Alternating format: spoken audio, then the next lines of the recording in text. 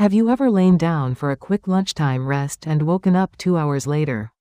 Groggier than before you closed your eyes? Or felt like a long nap completely wrecked the rest of your day instead of refreshing it? My uncle's naps grew longer and longer after he retired, and we all just assumed he was simply enjoying leisure time. Recently I looked into research connecting napping habits to mortality and cognitive health, and found that duration and timing completely change the outcome. Today I will walk you through whether long naps really shorten your life, and which naps actually help, based on real evidence, so let us dig in. Here is why this question deserves real attention. A large recent study used wrist-worn devices to objectively track actual napping behavior, rather than relying on people's memory, and found that longer naps, more frequent naps, and morning naps were all linked to higher all-cause mortality risk. Because this used objective device data rather than self-report, researchers consider it particularly reliable. But here is the crucial point: this does not mean napping itself is bad. Duration and timing change everything. And that is exactly what today's story is about. So what exact length becomes a problem?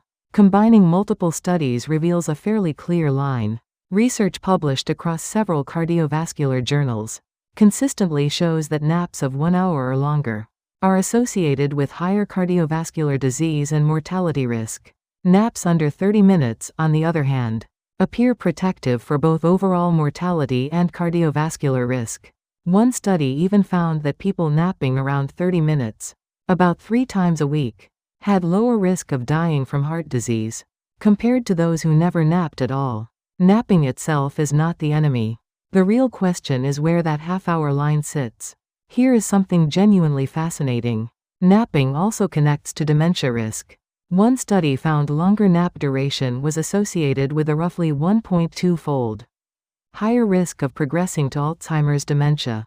But here is the twist: timing changes the outcome entirely. Research found that frequent morning napping was linked to higher dementia risk, while early afternoon napping was linked to lower risk.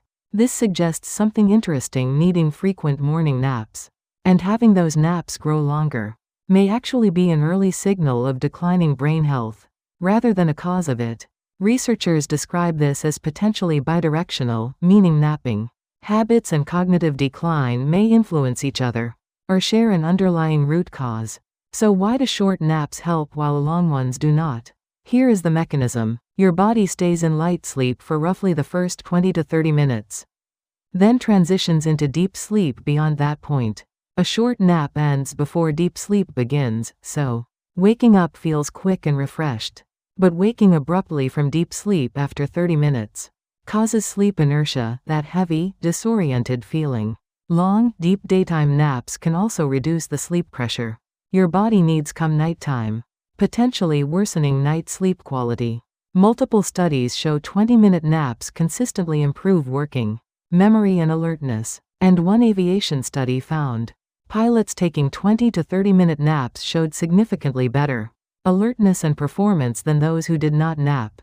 One important reassurance: nothing here says stop napping. Short, well-timed naps genuinely support health. What matters is noticing if naps keep getting longer, happen multiple times daily, or increasingly occur in the morning. Since that pattern deserves attention rather than dismissal as simple preference. It could mean insufficient nighttime sleep, undiagnosed sleep apnea, depression, or thyroid issues. So here is what to actually do. First, set an alarm for 20 to 30 minutes and stick to it, since waking within this window leaves you far more refreshed. Second, schedule naps for early afternoon, roughly after lunch and before 3 p.m., rather than morning, since this timing shows better outcomes for both heart and cognitive health across studies. Third, if your naps have recently grown noticeably longer, and 20 to 30 minutes no longer feels satisfying, check your nighttime sleep quality, snoring, and breathing patterns rather than ignoring the shift. Fourth, nap in a chair or on a couch rather than fully lying in bed, which naturally discourages sinking into deep sleep.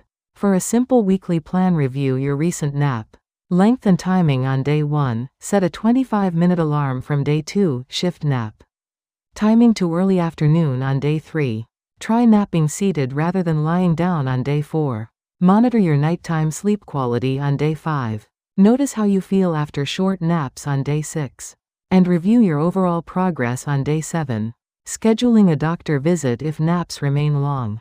Individual needs vary, especially during illness or recovery, when longer naps may genuinely be necessary.